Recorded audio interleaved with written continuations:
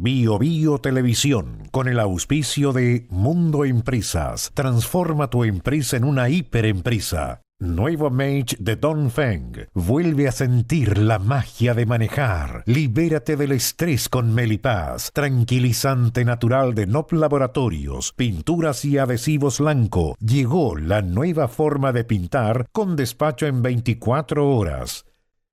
Presentan comentarios de Tomás Mochiati.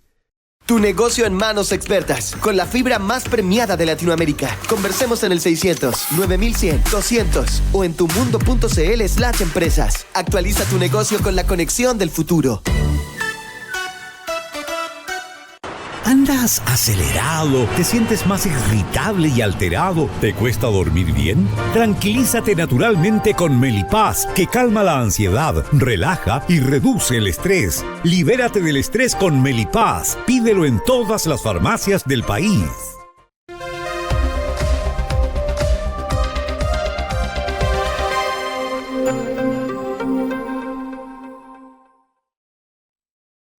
Aunque no sea tan conocida como los políticos que han gozado por años de más difusión pública, es posible que hoy sea difícil encontrar a alguien de la clase política de mayor prestigio público que la contralora Dorothy Pérez.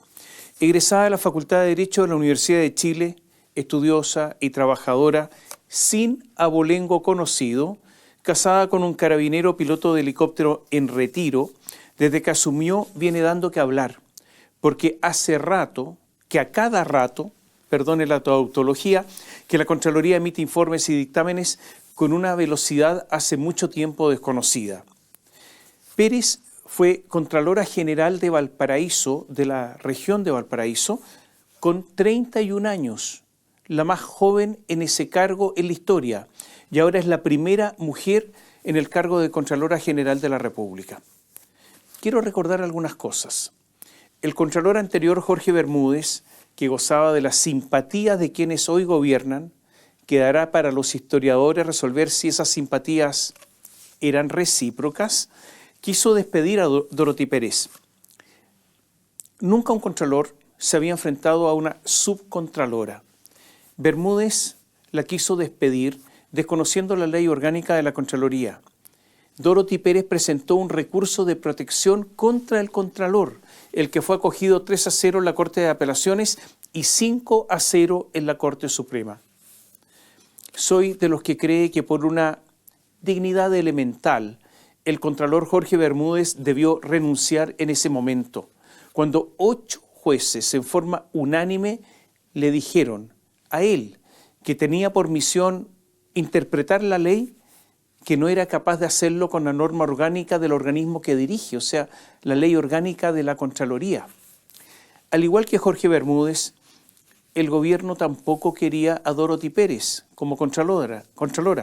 Nunca un gobierno había demorado tanto en presentar un nombre al Senado como hizo Gabriel Boric. Casi un año estuvo sin proponer a alguien, porque no quería que fuera Dorothy Pérez. Y buscaron a alguien, a otro.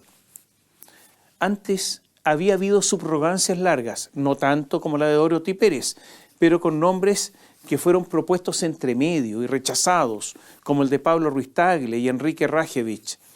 Durante esta larga suplencia, Pérez le dio un nuevo impulso a la Contraloría. El primer día que asumió como Contralora subrogante, a las 8 de la mañana, tomó 2 decisiones. La primera, a través de resoluciones fundadas, largas. La primera, la creación de la División de Gobiernos Regionales y Municipalidades al interior del ente Contralor, con el fin de priorizar el control y respetar el principio de probidad administrativa, una unidad que existía antes que asumiera Jorge Bermúdez en 2015 y él la había eliminado.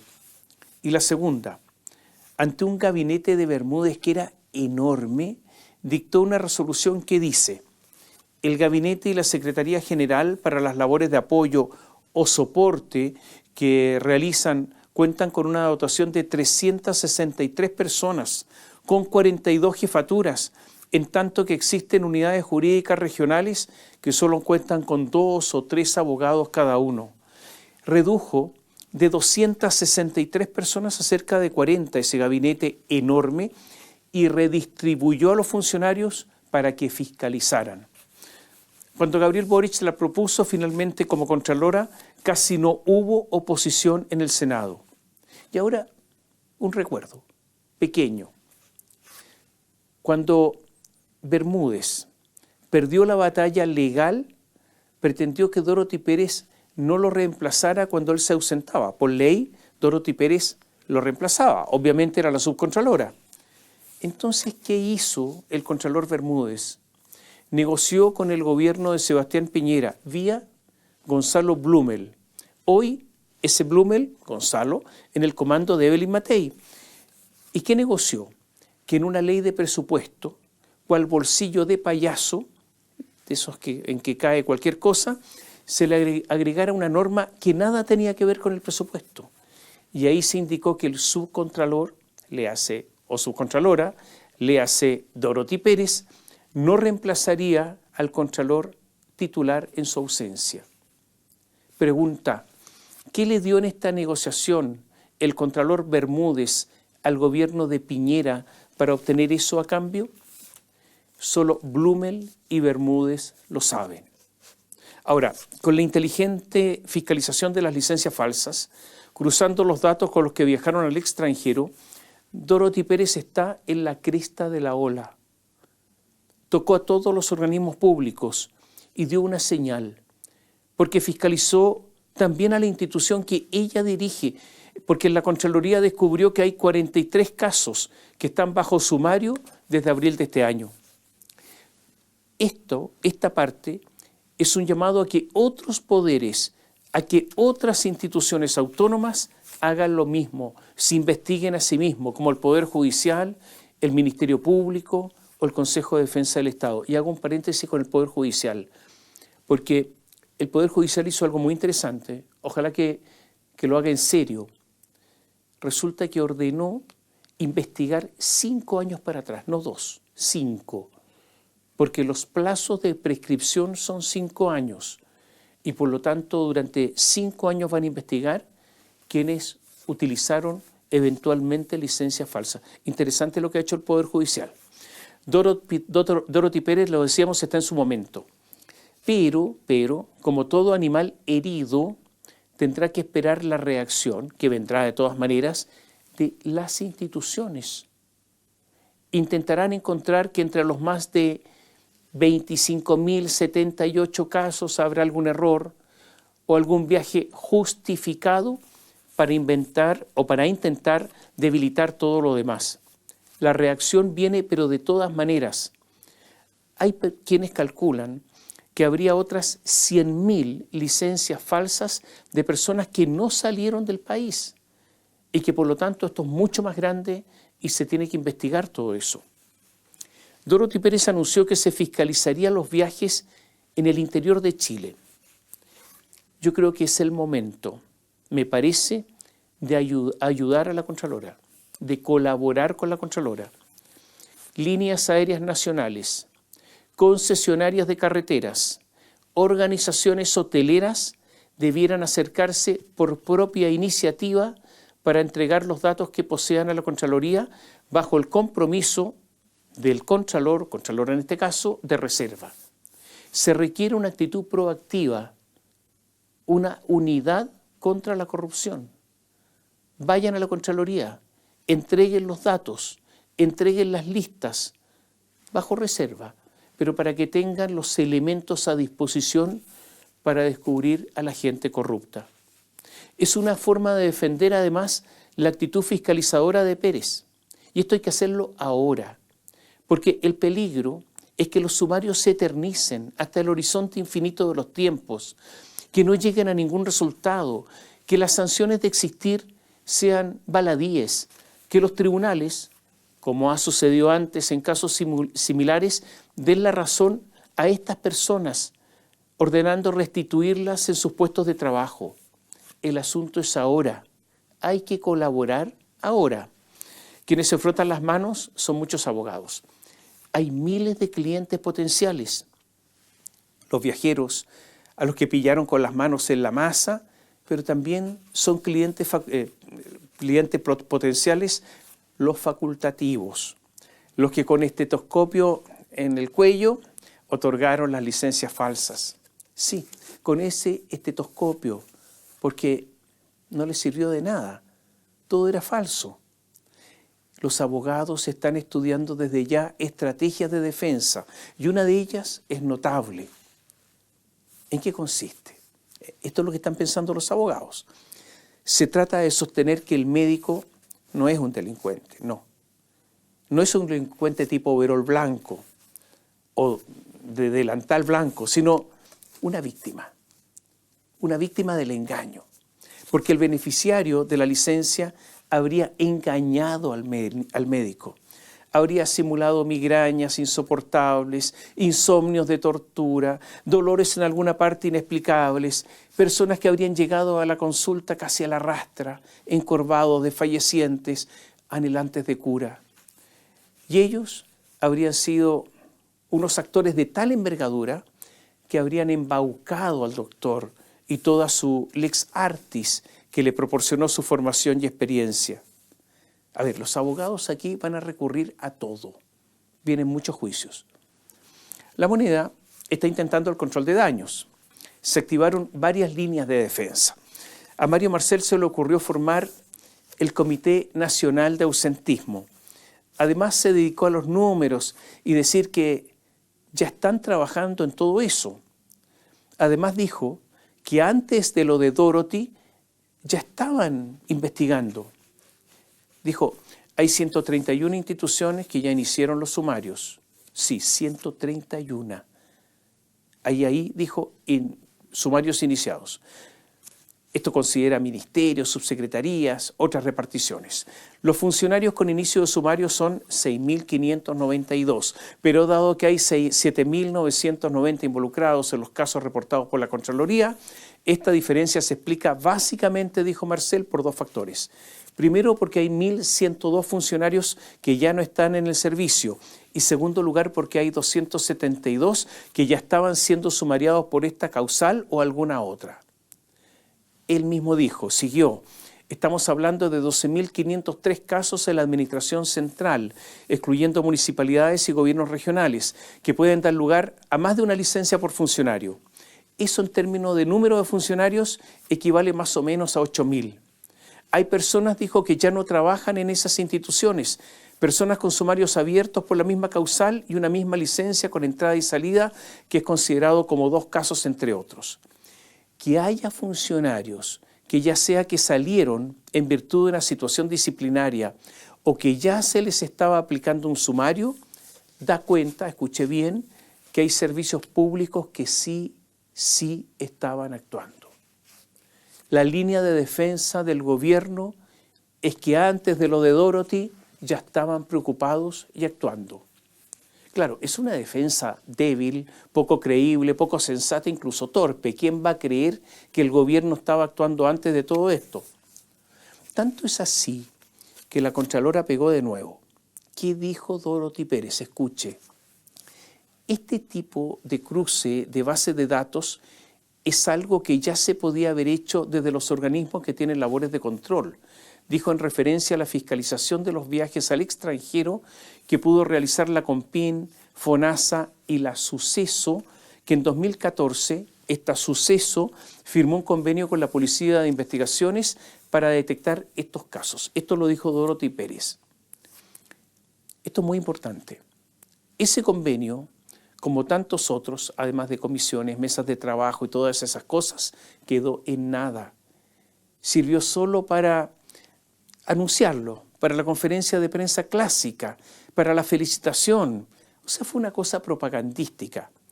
Y atención, señores y señoras de derecha, porque su gobierno, el de Sebastián Piñera, tampoco hizo algo cuando podía hacerlo. A ver, le voy a explicar esta parte. El convenio entre la Policía de Investigaciones, la PDI, y la Superintendencia de Seguridad Social, la Suceso, de 2014 era muy bueno. 2014, hace 11 años, se lo explico. El 2014, la Superintendencia de Seguridad Social, Suceso, acordó un sistema robusto era lo siguiente: la Policía de Investigaciones informaría a la Superintendencia Suceso sobre personas que salieran de Chile durante su periodo de reposo. Por su parte, la Suceso proporcionaría las nóminas de beneficiarios con licencia y la PDI cruzaría esta información con los registros migratorios para detectar posibles irregularidades. Es lo mismo que hizo Dorothy Pérez 11 años después. Pero esto había un convenio del 2014. El objetivo de este convenio era, claro, fortalecer la fiscalización y prevenir el uso indebido de las licencias por parte de trabajadores contratados por el Estado. Insisto, año 2014, y no solo eso. El 2018 hubo, como dicen los ciúticos, un upgrade al convenio. Lo mejoraron. Mediante la resolución exenta 85, ampliaron el convenio, porque ya no solo se hablaba de licencias médicas, sino que, escuche bien, de un sistema de identidad biométrico que permitiría el acceso a datos como el RUN, nombres, apellidos, nacionalidad, fotografía, huellas dactilares y otros antecedentes biométricos.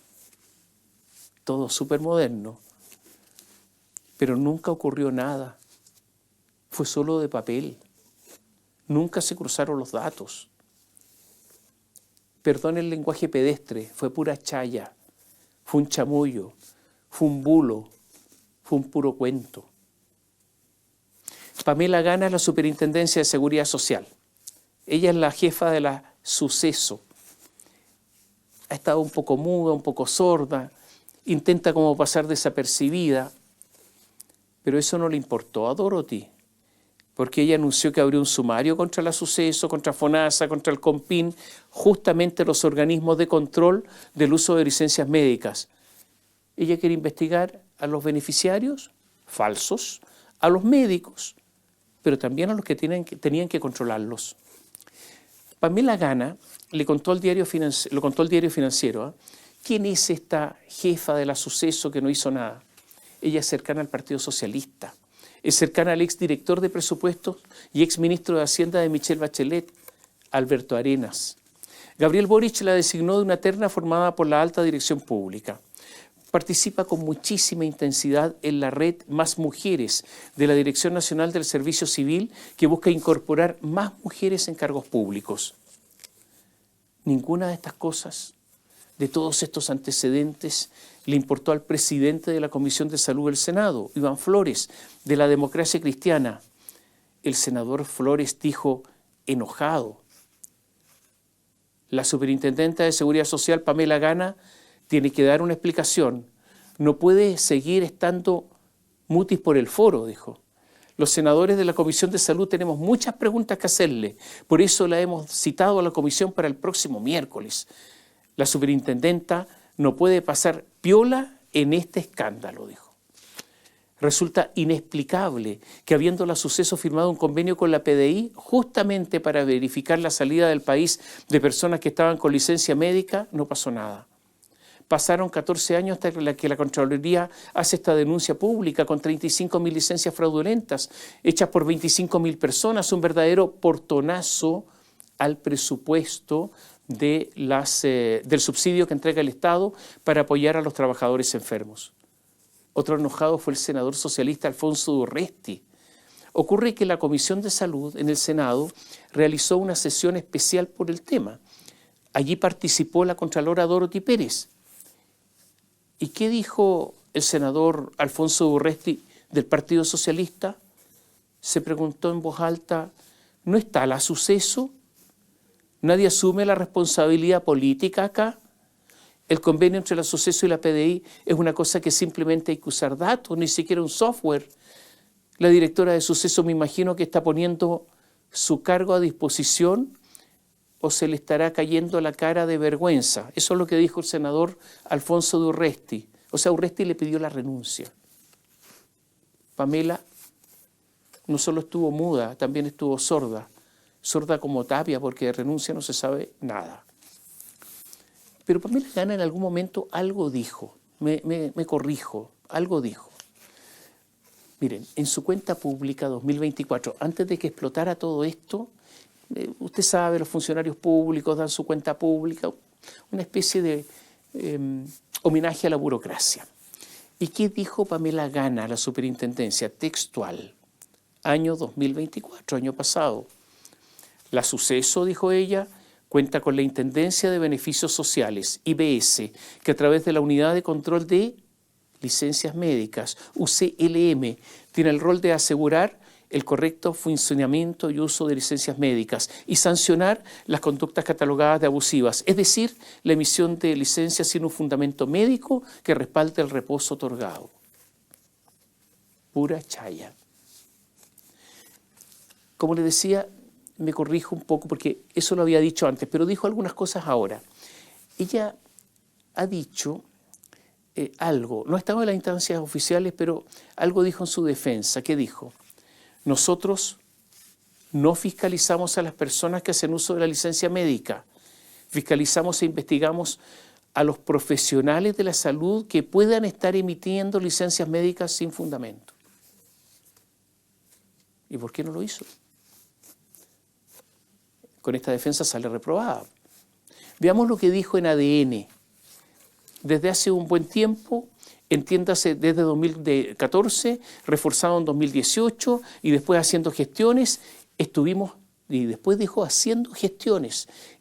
tratando de tener acceso a los datos de la PDI. Como superintendencia no conocemos la entrada y salida del país, pero tenemos un convenio que nunca se ha podido llevar a cabo y esperamos que esta sea una oportunidad para que la PDI pueda entregar la información. O sea, dijo que trató pero no pudo, que lo intentó pero fracasó, que su aspiración no se concretó. Uno de los símbolos de los personajes casados y renunciados, casados con Z, y renunciados es Raúl Domínguez, un amigo de la juventud de Gabriel Boric en Punta Arenas. Fueron compañeros en el colegio privado británico The British School. Siendo jóvenes, formaron parte del movimiento Intransigencia Izquierda Insurreccionista. Este ingeniero Usach estaba en un cargo técnico, jefe de la División de Política Regulatoria y Estudios de la Subsecretaría de Telecomunicaciones, pero cuyo nombramiento, si usted lo adivinó, no es técnico, es político. Este jefe recibía un sueldo cercano a los 7,3 millones de pesos, aumentado en 1 millón porque desempeñaba una función crítica. El señor el de la función crítica, se fue a Europa con licencia. ¿Pero por qué él es un símbolo? Porque estaba siendo investigado en el ministerio desde el 24 de julio de 2023. Y había una investigadora, ella se llama Denise Ramírez Parra. Pero igual que Pamela Gana, la superintendencia de la Suceso, Denise Ramírez también lo intentó, pero no lo logró. Es simbólico porque desmiente a Mario Marcel de que estaban haciendo las cosas antes. No estaban haciendo nada, eran apariencias. Y en este caso había un sumario que se prolongaba y prolongaba en el tiempo, seguramente hasta el término de este gobierno, porque ahí el señor que tiene un cargo político tenía que renunciar. El choclo se está desgranando. Veamos algunos casos de gente más o menos conocida que han renunciado. Eric Orellana Jorquera, director regional del Servicio Nacional del Consumidor CERNAC de Valparaíso.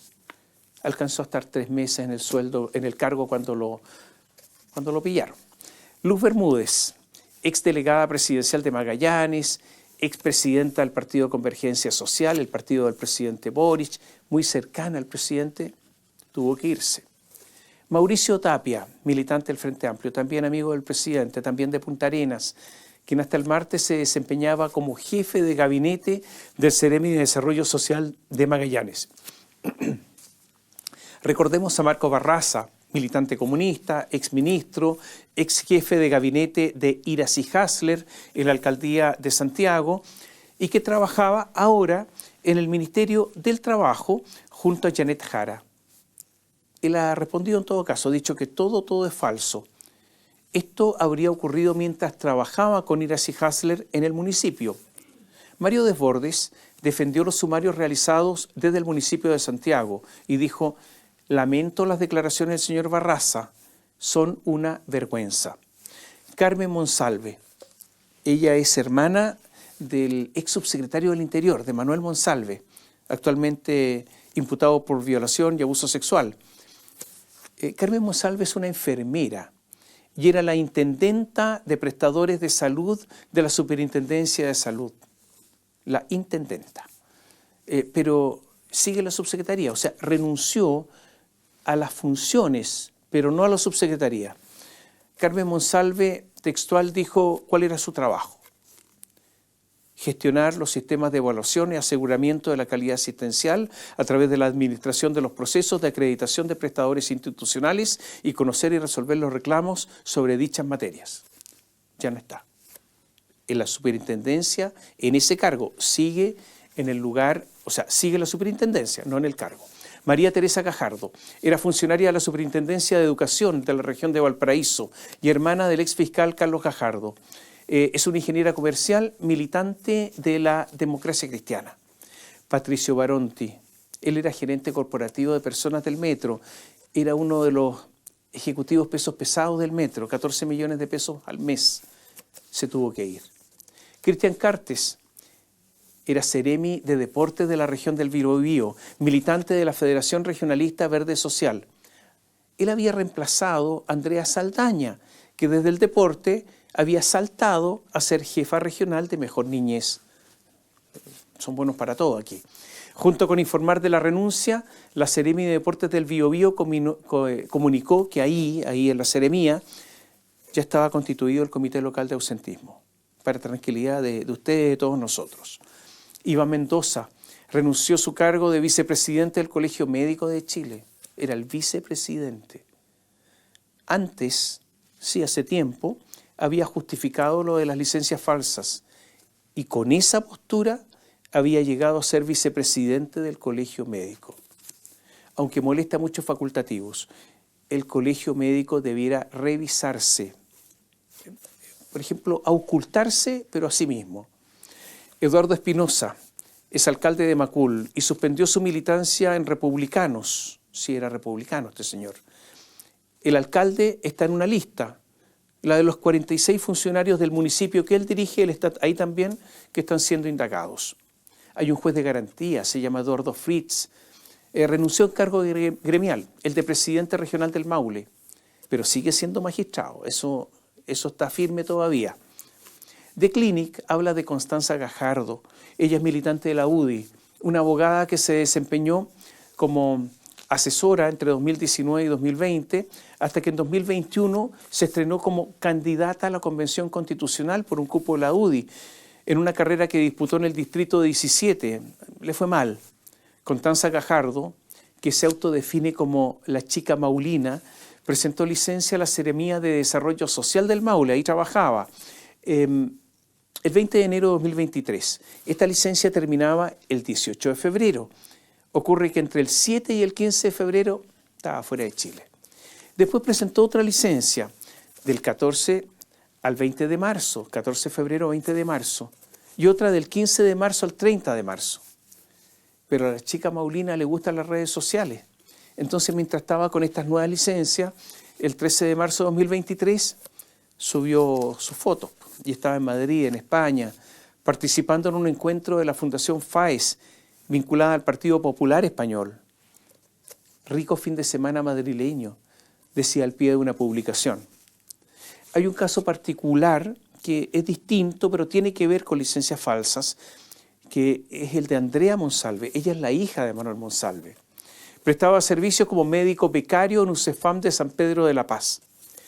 Cuando se analizó el celular de Manuel Monsalve, se descubrió que él le pidió a su hija una licencia médica que justamente el día posterior a la denuncia que se presentó en contra de él.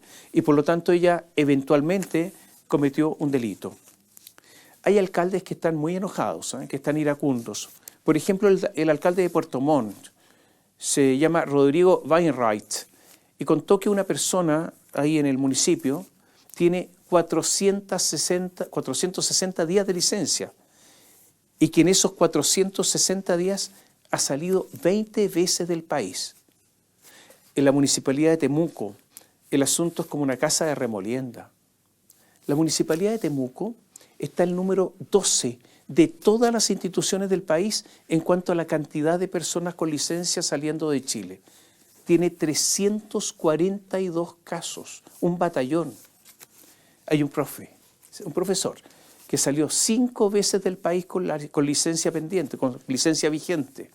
En Arica es el municipio que tiene más casos en Chile. ¿Sabe cuánta gente en Arica? 719.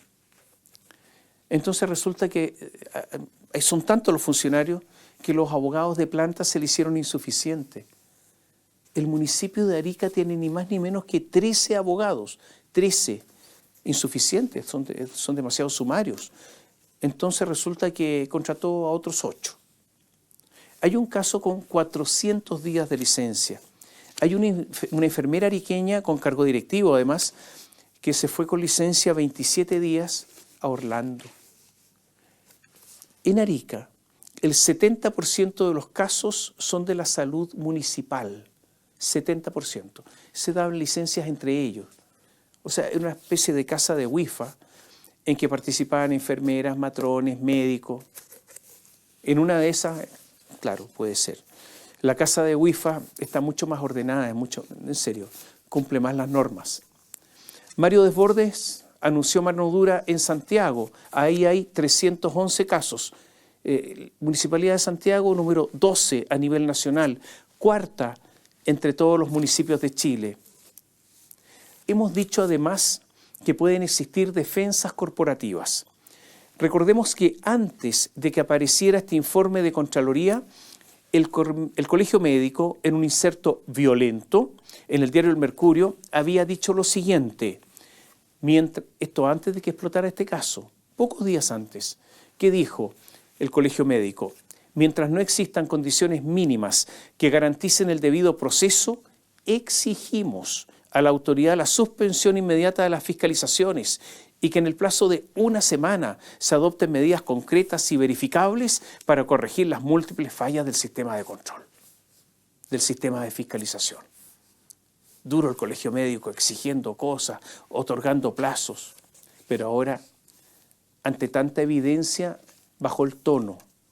Ana María Arriagada es la presidenta del Colegio Médico y ahora dice: estamos profundamente consternados e indignados. El abatimiento de Ana María Arriagada que declara es extraño, digo yo, porque este asunto de las licencias falsas se sabe hace rato. Ahora hay algo bueno, porque dijo: ante esta situación tan grave, por supuesto que hacemos una autocrítica y por eso queremos decir hoy día con franqueza que nosotros nunca hemos amparado el fraude y por eso no tendremos medias tintas. Ojalá, digo yo, sea cierto y que el Colegio Médico reaccione, porque en los últimos tiempos ha tenido un papel triste. ¿Podemos hacer una pregunta a la doctora Ana María Arriagada? Ya que nunca han amparado nada, ¿tendría usted la amabilidad de contarnos cuántos sumarios de control ético por licencias falsas tiene el Colegio Médico? Ya que estaban preocupados. A propósito de defensas corporativas, lo de los funcionarios de Ñuñoa, de la comuna de Ñuñoa, es un ejemplo. Ocurre que hay muchos profesores con licencia de viajero, pero también asistentes a la educación, mucho turista por ahí, con licencia. Por ejemplo, aparecieron ahí los asistentes a la educación, los no profesores. El presidente del sindicato de asistentes de la educación de Ñuñoa se llama Marco Costa, redactó un instructivo gremial con recomendación para los viajeros con licencia para enfrentar los despidos. La abogada del gremio proponía a los funcionarios, cuando les iban a notificar el término de su contrato, el despido, negarse a firmar documentos entregados por el empleador, el municipio, ir a Carabineros a dejar constancia de despido verbal, o sea, no firmaban los documentos e iban a decir que el despido no fue con documentos, sino verbal, una falsedad, y recurrir a la Inspección del Trabajo para pedir un reclamo administrativo contra el empleador. Y no solo eso, les recomendaba ir a hablar con el médico tratante y solicitarle un documento en el que autoriza que usted haya salido del país durante la licencia médica, que estaba eso autorizado. O sea, un documento en el que autoriza que usted salió del país durante la licencia médica con autorización. Y hay que guardar el documento. Y en el punto 6 recomendaba que cuando ocurra el comparendo, si es que había un juicio, debe mostrar este documento del médico. O sea, este sindicato estaba proponiendo una especie de constitución de prueba a posteriori de los hechos. Ante el escándalo que esto provocó, el señor Costa retrocedió y dijo que solo se trataba de un documento no visado, dijo, no revisado. Era un bosquejo que se estaba construyendo para una futura reunión. Pero donde el asunto fue más grotesco fue en la Cámara de Diputados. Ocurre que el presidente de la Cámara, el diputado José Miguel Castro, dijo: ya se encuentra en curso la realización de una investigación interna para determinar si existen funcionarios que, estando con licencia médica, hayan salido del país. O sea, anunció la investigación. Y reaccionaron algunos sindicalistas. Le respondieron así. Escuche bien, textual. La fiscalización anunciada comprendería, según lo señalado, un cruce de información con la Policía de Investigaciones de Chile y que dicha situación resulta preocupante, no solo por la forma en que ha sido comunicada públicamente, sin mediar instancia institucional alguna que lo anticipe o trabajo previo con los sindicatos, sino especialmente porque este tipo de procedimiento excede las atribuciones legales y constitucionales que posee la Cámara de Diputados en materia de solicitud de informaciones personales de los trabajadores parlamentarios. No solo eso, escuche bien, escuche por favor, dijeron que, textual, la Policía de Investigaciones no es un órgano subordinado a esta corporación, ni se encuentra obligada a entregar información sensible sobre desplazamiento de personas físicas a un poder del Estado que no forma parte del Ejecutivo y sin orden judicial que lo indique. A diferencia de los órganos de la Administración del Estado, respecto de los cuales la Contraloría General de la República puede solicitar datos con fundamento constitucional y legal, en este caso el de nosotros, no existe habilitación normativa que permita requerir tales antecedentes a un órgano policial. O sea, en términos simples, para estos sindicalistas, la PD existe para todo Chile menos para ellos. La tesis está recién salida del horno, calentita, nueva, nuevísima. Es como una especie de aporte jurídico al país, por su novedad. No solo estaban preocupados por los trabajadores de planta, sino también por los asesores de los parlamentarios. Entonces, respecto de ellos, también se explayaron, dijeron esto es preocupante, porque prestan servicios bajo modalidades contractuales distintas, que no requieren presencia física permanente en el Congreso Nacional y cuyas funciones pueden desarrollarse legítimamente en el país, en cualquier lugar del país, e incluso, dijeron, fuera de él. El desconocimiento de estas características contractuales y laborales constituye una amenaza a los principios que rigen la función parlamentaria y a la autonomía técnica y territorial del trabajo en el personal parlamentario que el personal parlamentario realiza. Comentario al margen mío. Es que en virtud de lo que ellos llaman autonomía territorial y al parecer extraterritorial, se puede andar por medio mundo, en el desierto de Arabia, en las estepas rusas, asesorando a diputados con licencia médica a cuesta. Ese es el sentido de todo esto. Pero si esto es alucinante. La última parte de la carta, confieso, porque la carta es larga, yo no la entendí. Porque salta de todo esto que estamos hablando a la salud mental. Y plantea la necesidad de revisar los protocolos y medidas que se han adoptado por parte de la Cámara para abordar la salud mental de sus trabajadores. Y subraya que si lo que se pretende es equiparar las obligaciones del personal parlamentario con las del personal de planta, debe avanzarse también en igualdad de condiciones laborales. Hay que decir que no todos los sindicatos del Congreso estuvieron de acuerdo con esta carta, con esta declaración. Y también hay que decir que con el pasar de las horas, ante esto que ustedes escucharon, los señores se fueron morigerando. Hubo un intento de Mario Marcel de equiparar al sector público con el sector privado por las licencias falsas, diciendo, bueno, en el sector público ocurre, pero también en el sector privado, y es culpa de los privados que no fiscalicen. Pero este es un intento fútil. Lo primero es que el sector privado viene reclamando hace años de todas las licencias falsas. Y esto ha ocurrido ante el silencio de los gobernantes, de los burócratas, incluido el mismo Marcel. En segundo lugar, las licencias en el sector público son de 3,3 promedio por trabajador, mientras que en el sector privado es de 1,2. La diferencia es enorme. Lo tercero, el sector privado no tiene Contraloría. Lo cuarto es que ninguna empresa puede ver una licencia. Y si el trabajador está en FONASA, el trabajador de una empresa privada, bueno, FONASA es un organismo público. ¿Quién fiscaliza FONASA? El Estado, con PIN. Hay que recordar que cuando se discutió la ley de presupuesto, además, Marcel se negó a aumentar el presupuesto para fiscalizar las licencias falsas. Se le habían pedido 2.000 millones de pesos, que habrían sido hiperrentables, porque todo esto le cuesta al país mucha plata.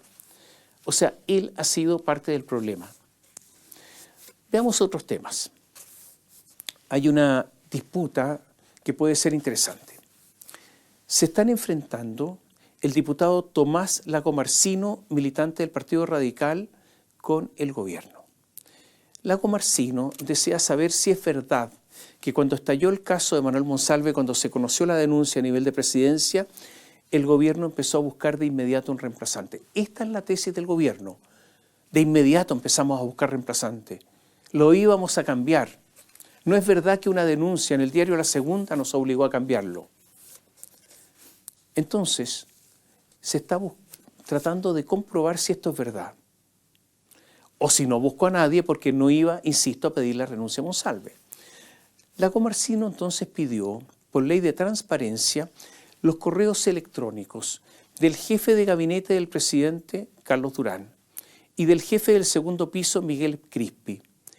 Dijo expresamente que no se le entregaran, que excluyeran de su petición comunicaciones que versaran sobre inteligencia, sobre seguridad, sobre relaciones internacionales, sobre orden público, que no buscaba eso. Lo que él buscaba es justamente comprobar aquellos correos que se refirieran al reemplazante de Monsalve. Ocurre que el gobierno le negó los correos. Lagomarsino entonces recurrió al Consejo para la Transparencia, el que ordenó, en virtud de sus facultades, ordenó al gobierno entregar los correos. ¿Qué hizo el gobierno? Golpeó la puerta del Consejo de Defensa del Estado y le pidió al Consejo de Defensa del Estado que presentara un recurso de ilegalidad ante la Corte de Apelaciones de Santiago. Yo les sugiero, a los que les interesa la actualidad, les sugiero estar pendientes de este caso porque puede ser un asunto malo para el gobierno. A propósito de transparencia, ya que estamos hablando de eso, un paréntesis. Hay un abogado que se llama Ernesto Vera Castillo y solicitó, entre otras cosas, información a la Universidad de Chile, entre otras cosas, información de las reuniones que bajo la ley del lobby ha tenido la rectora Rosa de Bes, el decano de la Facultad de Derecho Pablo Ruiz Tagle y el jefe de gabinete de la rectora Simón Boric. La Universidad de Chile, en forma increíble, se negó a dar a conocer las reuniones que estas autoridades han tenido por ley de lobby. Entonces el abogado recurrió de amparo ante el Consejo para la Transparencia y ganó, porque era obvio que iba a ganar. Está pendiente ahora el plazo para que la Universidad de Chile recurra a los tribunales. Pero resulta increíble que la Universidad de Chile, la Casa de Bello, como le dicen, se niega a informar de las reuniones con lobistas. No se puede caer tan bajo. Y otro paréntesis, en otro orden de ideas, en la Universidad de Chile también ha habido licencias. La Universidad de Chile ocupa el lugar 11 en el país, con 352 casos. También aquí hay un escándalo. Nosotros en BioBio habíamos permanentemente preguntado a la Universidad de Chile si se iniciarían sumarios y había habido un prolongado silencio. Al final, hace poco, emitieron un comunicado corto que dice en parte así: luego de revisar el listado enviado por la Contraloría General de la República, ha iniciado sumarios a las 209 personas que habrían hecho uso indebido de licencias médicas conforme a lo instruido por la Contraloría General de la República. No indica el plazo de los sumarios. Va a haber que seguir lo que hace la Universidad de Chile. Va a haber que seguir mirando qué pasa ahí y si estos sumarios llegan a puerto, porque el oscurantismo es grande. El presidente Gabriel Boric ha acusado a Israel de uno de los peores delitos que se pueden cometer, que es el delito de genocidio, y ha decidido retirar los agregados militares que Chile tenía en Israel. Este es un paso más del distanciamiento de Chile con ese país. Israel hace ya más de un año que había retirado su agregado militar en Santiago y lo trasladó a Buenos Aires. Esta decisión de Israel de que el agregado militar esté en Buenos Aires es definitiva. Aunque cambie el gobierno de Chile por uno de otro signo, Israel no va a cambiar su decisión. Es verdad que el ataque de Hamas a Israel fue brutal. Fue el asesinato cobarde de civiles armados de todas las edades. Un asesinato masivo de cerca de 1.200 personas. También secuestraron a otras personas. Muchas de ellas murieron en cautiverio y otras, pocas, todavía están secuestradas. Son evidentes y gravísimos atentados a los derechos humanos. Pero también es verdad que la reacción de Israel prolongada ha sido también brutal.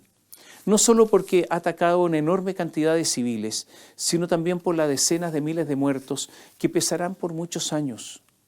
También es verdad que no todos en Israel apoyan esta matanza.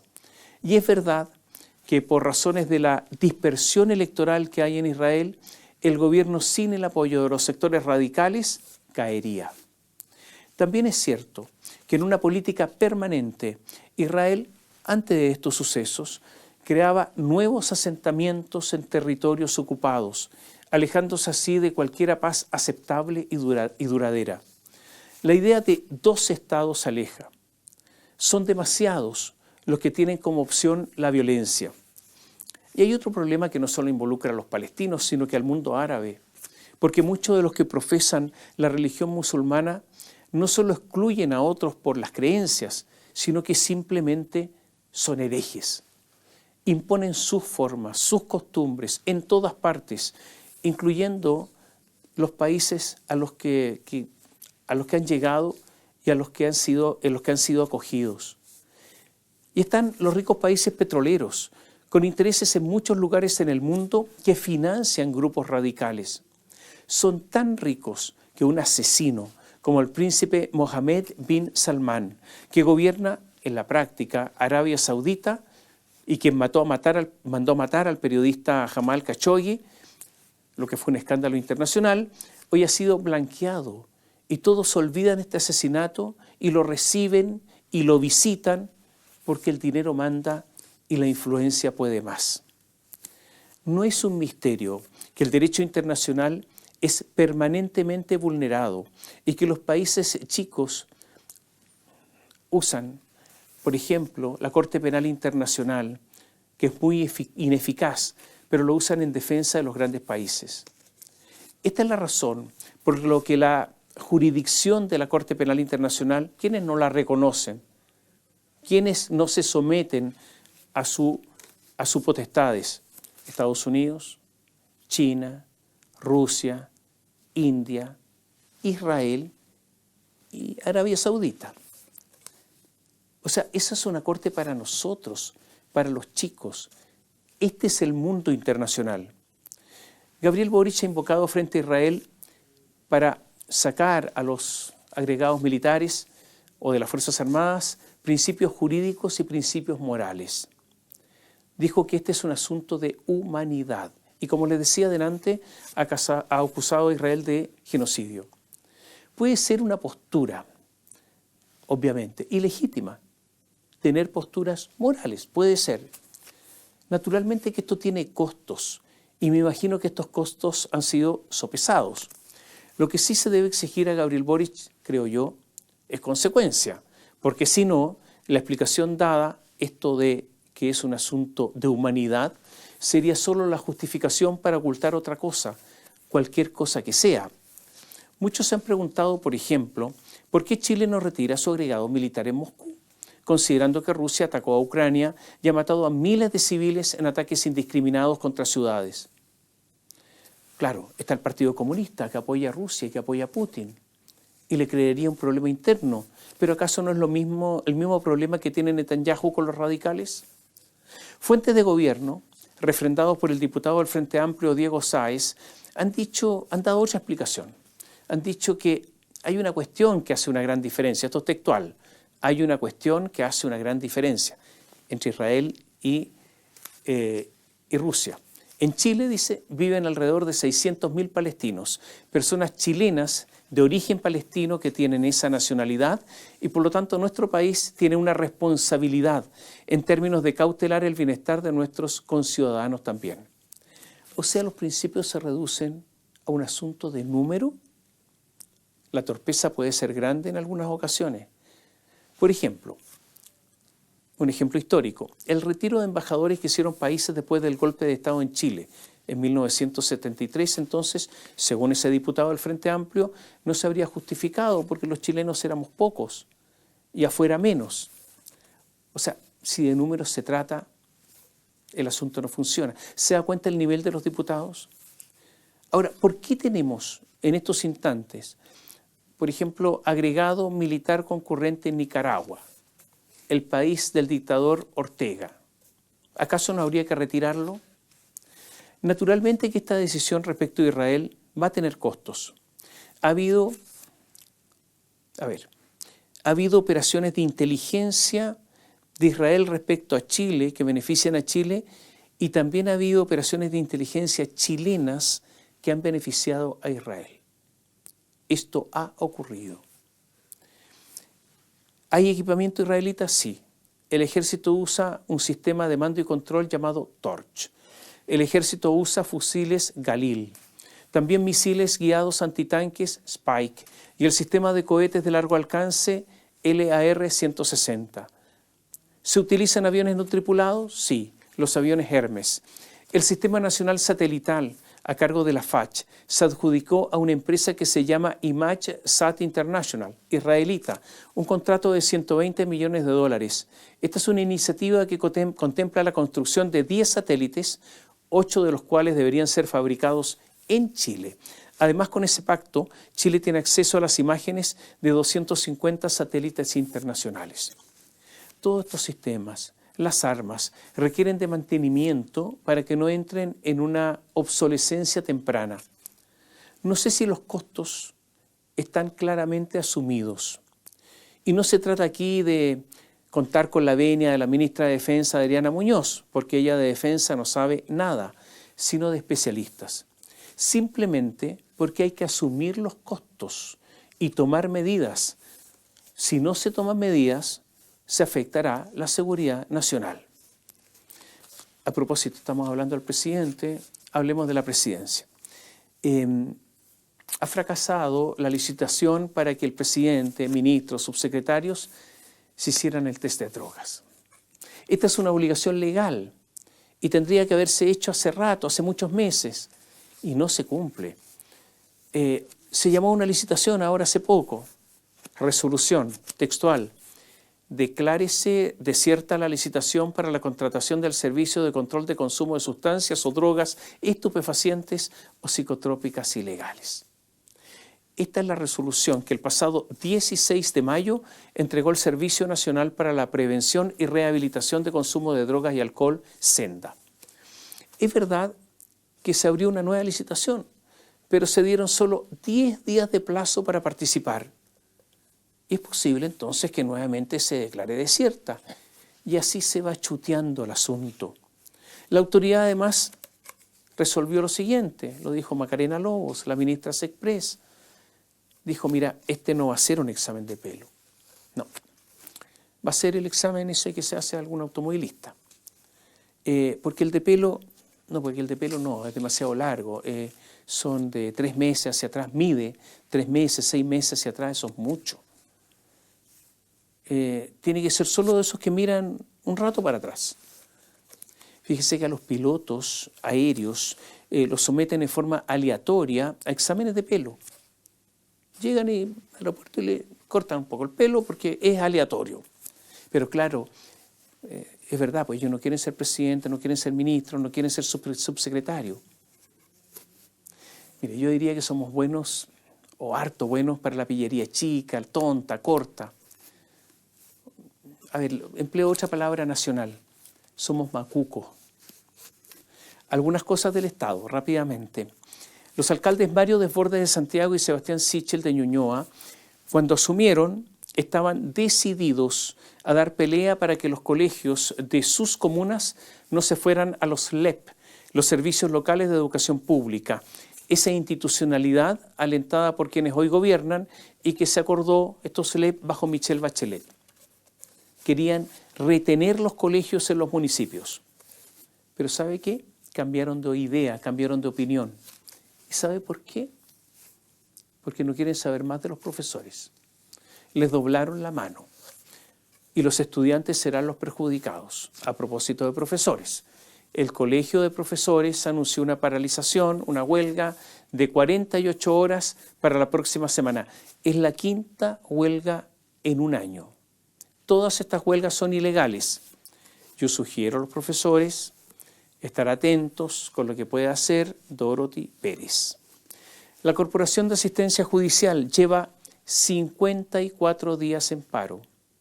Es muy importante porque representa judicialmente a las personas más modestas, aquellas que no pueden pagar un abogado.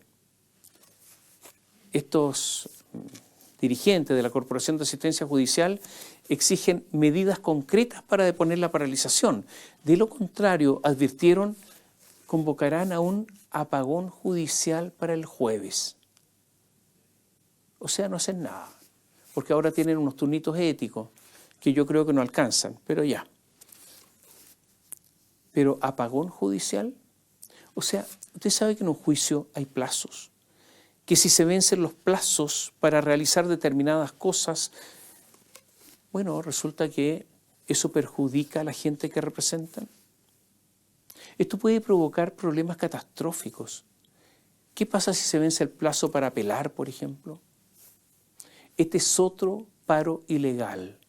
Y yo diría que este es otro dilema para Dorothy Pérez. Y sigo con el Estado. Ustedes recordarán que el decreto que firmó el presidente Gabriel Boric para comprar la casa de Salvador Allende fue revisado por la jefa jurídica de la presidencia. Ella se llama Francisco Moya, una amiga antigua del presidente de la República, de los tiempos en que eran universitarios, eran muy cercanos. Moya dijo que conocía la inconstitucionalidad de lo que iba a autorizar Boric, pero que textual dijo, esta es la explicación que dio, yo efectivamente, al igual que mi equipo, conocía la norma que impedía la venta. Como ya hemos explicado, lo que a nosotros nos correspondía en este proceso es un aspecto muy específico, que es aquel que señala el artículo 6 de la ley que crea el Ministerio Secretaría General de la Presidencia, que es la revisión técnico-legal de este acto administrativo en particular, que es que para el caso que nos reúne hoy día es el decreto 38, dijo. Esto lo respondió la jefa jurídica de la Secretaría General de la Presidencia. O sea, ella tenía una visión técnico-legal que implica que advirtiendo que se iba a autorizar una inconstitucionalidad, no tenía por qué manifestarla. La explicación es rara porque usted sabe que la Constitución es una ley.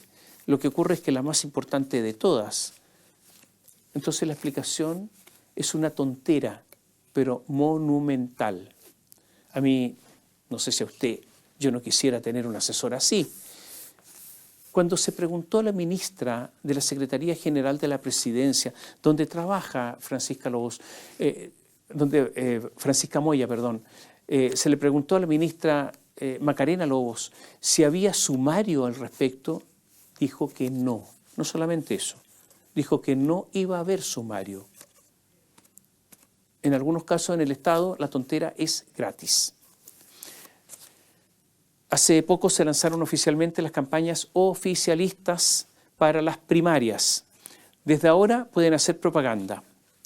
Habrá que reconocer que los lanzamientos que fueron temprano en la mañana fueron modestísimos, muy pequeños, intrascendentes. Fueron lanzamientos enanos. Fueron como una cosa así, usted lo debe haber visto más de una vez, cuando en una empresa pequeña hay una huelga y los trabajadores se están manifestando al frente con unas banderas, pero pocos trabajadores porque la empresa es chica. Eso es más o menos lo que había, con una especie de sonrisas desanimadas. No hay ambiente de primarias. El Partido Comunista está haciendo un esfuerzo. Le pasó a la candidatura de Janet Jara 140 millones de pesos para apuntalarla. El Frente Amplio, 100 millones de pesos a Gonzalo Winter. Carolina Toa no, está más pobre porque el PPD no tiene plata. Y el Partido Socialista ha tenido pérdidas en los últimos años, entonces se ha ido comiendo el patrimonio. Todas las encuestas al día de hoy dan ganadora a Evelyn Matei. Existe preocupación en el oficialismo que vaya poca gente a las primarias y que sea una especie de prueba, de demostración anticipada de la derrota. Las posiciones de Janet Jara y Gonzalo Winter se han endurecido. Winter habla constantemente de más Estado y resulta que, se lo voy a contar más adelante, este tipo de cosas no sirven porque las encuestas indican que los chilenos no quieren más Estado. Pero están tratando de hablarle solamente a su tribu. Diputados del Frente Amplio, por ejemplo, presentaron un proyecto de ley para eliminar el límite de 11 meses de la indemnización por años de servicio. O sea, esto sería un costo gigantesco para las empresas, especialmente las pequeñas, que para ellas yo creo que sería imposible de asumir. Pero veamos datos. Entre los países de la OCDE, Chile hoy alcanza el 8º lugar en el costo de despido. 8º lugar.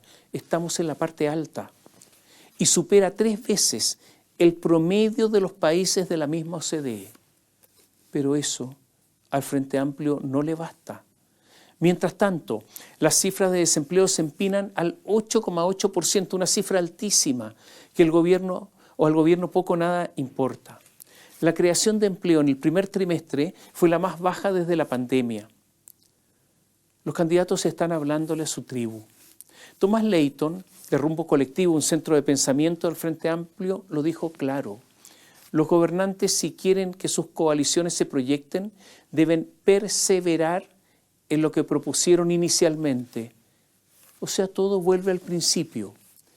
Esa historia que aprendimos, de que cambiamos, ese tipo de cosas ya no sirve. La política tribal, un poco selvática, rústica, elemental, está de moda. Hay una encuesta de Black and White que señala que el 74% considera que se debe reducir el tamaño del Estado y 66% estaría por apoyar a un candidato que lo proponga. Por eso el Frente Amplio le habla a su tribu y a nadie más. El oficialismo la tiene difícil, muy difícil.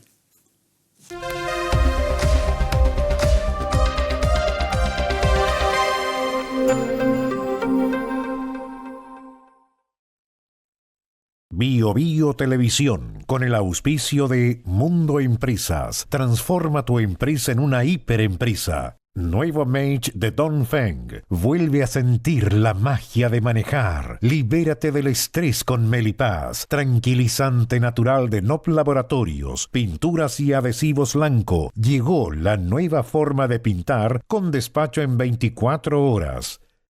Presentaron comentarios de Tomás Mochati. Tu negocio en manos expertas, con la fibra más premiada de Latinoamérica. Conversemos en el 600, 9100, 200 o en tumundo.cl/empresas. Actualiza tu negocio con la conexión del futuro.